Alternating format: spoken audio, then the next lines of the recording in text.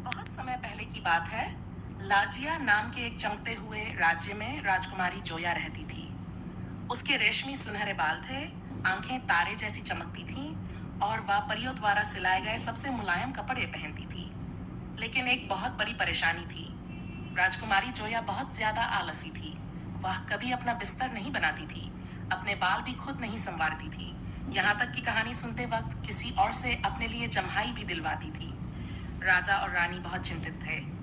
जोया, एक दिन तुम्हें ये राज्य चलाना है, रानी ने कहा। पर जब सोचना ही थका देता है तो मैं कैसे चलाऊं? जोया ने जवाब दिया और तकियों के पहाड़ पर लेट गई। एक सुनहरी सुबह, जब जोया बगीचे में झपकी ले रही थी, तभी एक छोटी सी आवाज आई। तुम हमेशा सोती क्यों रहती हो? जोया ने एक आंख खोली और देखा, एक छोटी सी बोलने वाली चींटी जो पत्ते की टोपी पहने हुए थी। मैं थकी हुई हूँ। कुछ भी ना करने से थक गई हो? चींटी ने पूछा। जोया उठकर बैठ गई। अरे, तुम हो कौन? मैं हूँ एंटसी, तुम्हारे बगीचे के नीचे बसे चींटी साम्राज्य से आई हूँ। हम पूरा दिन काम करते हैं, खाना ढोते हैं, सुरंगें बनाते हैं और कभी शिकायत नहीं करते। पर तुम तो बहुत छोटी हो, जोया ने कहा। सही है, एनसी बोली, लेकिन छोटे लोग भी बड़े काम कर सकते हैं। सीखना चाहोगी? जोया हंसी। एक राजकुमारी एक चींटी से सीखे। एनसी मुस्कराई। सिर्फ एक दिन के लिए कोशिश तो करो। जोया ने लंबी सांस ली, लेकिन दिल की गहराई से आवाज आई, क्यों नहीं? अगले दिन जोया एंटसी के पीछे पीछे गई।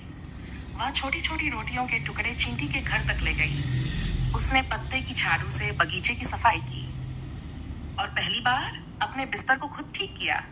वह थक गई थी, बहुत थक गई, लेकिन पहली बार उसे गर्व महसूस हुआ। रानी ने कमरे में झांका और चौंक गई। जोया, क्या तुमने खुद कमरा साफ किया? जोया मुस्कुराई।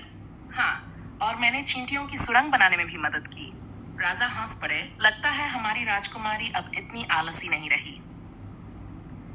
और फिर उस दिन के बाद जोया केवल अपनी सुंदरता के लिए नहीं, बल्कि अपनी मेहनत, दयालुता और मजबूत दिल के लिए जानी जाने लगी।